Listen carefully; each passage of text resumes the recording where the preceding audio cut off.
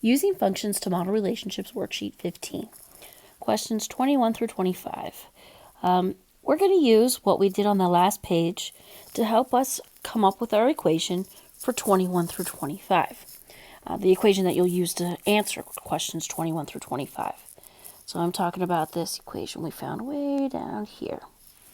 All right, so a manufacturer of screen sweatshirts includes a shipping charge of $5.99 on all online orders. So that means that no matter what you order, you're going to pay $5.99 for shipping. It is that one-time fee of $5.99. Customers also pay 2.5% tax on their purchases. That's actually a very decent rate for tax, 2.5%. There is a linear relationship between the cost of the items purchased, C, and the total cost including shipping and tax, T. Write true or false for each statement below. Well, we're not going to actually worry about questions 21 through 25. Let's come up with our equation first. If we come up with our equation, then you could use that information to help you answer 21 through 25 on your own. So let's start with our rate of change. Our rate of change, if I go down to this problem here, is this 1 plus the percent. The rate of change is the 1 plus the percent. So if I come up to this problem, first let's find the tax percent. That's the 2.5%. So rate of change. Let's go to this area right here. So rate of change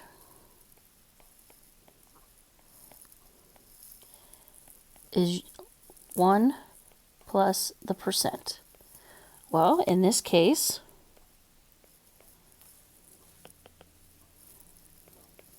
it's going to be 1 plus your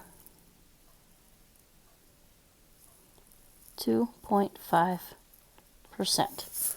Well, 2.5 as a decimal is 0.025.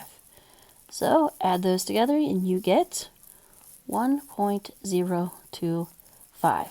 So our rate of change, our slope, is 1.025. The rate of change is 1.025. All right. Initial value. The initial value is that one-time fee. Right here is our initial value. The shipping cost is our one-time fee. So initial value, which is our y-intercept, is that one-time cost of $5.99.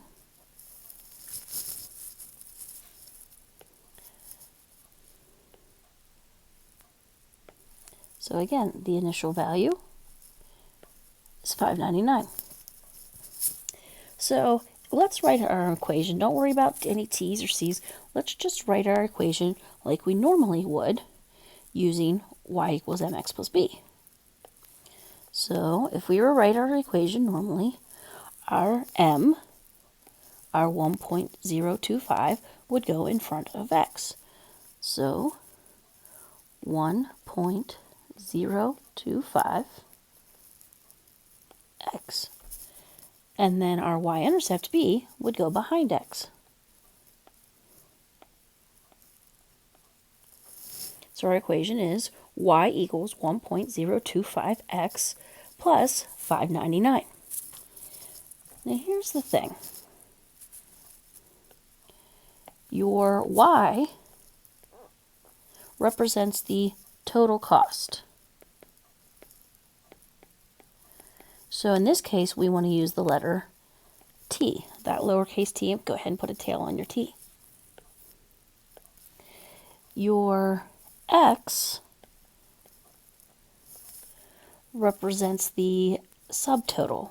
Whatever you're buying, add it all up, and then you're going to take that times the tax. So that's called your subtotal.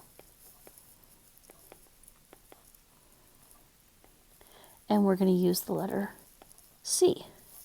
So now what we're going to do is we're going to take the equation that we wrote right here, and we're going to rewrite it and replace the y with the t, the x with the c. So now I replace the y with the t, the 1.025 stays the same. I replace the x with the c, and then put plus 599 at the end. So that would be the equation we would use, the linear function that we would use to model the situation. So now you're going to take the information we have here,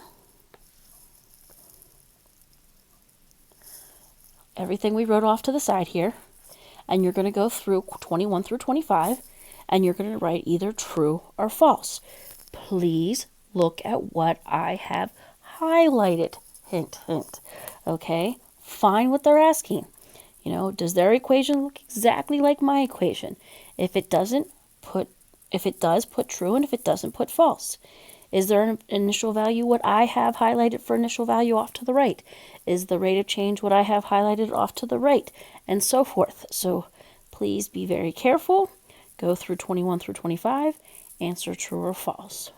If you have any questions on these problems, please let me know.